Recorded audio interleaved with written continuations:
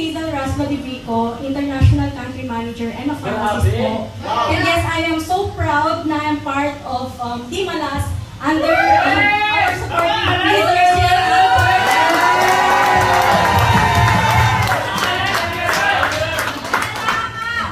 Wala naman po talaga akong pina-follow na formula.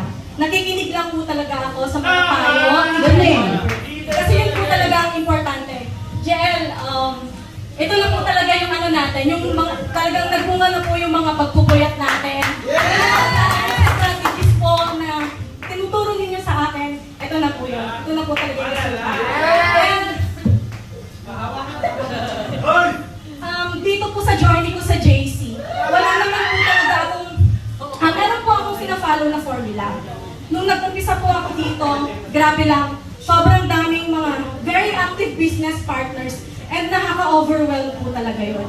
Kaya, I see to it na meron, pina-follow ko talaga itong core value na to, which is,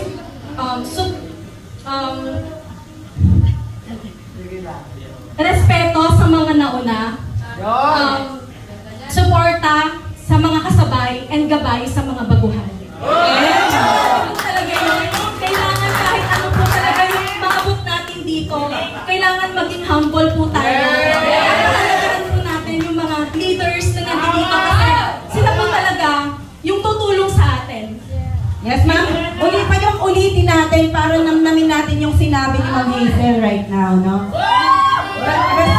Respeto sa mga nauna, suporta sa mga kasabay at gabay sa mga baguhan po. Kasi yun po talaga yung nakita ko sa pamilya ng Eralista. Grabe lang po, talagang parang nagkaroon po ako ng family, another family dito sa UAE away from my family.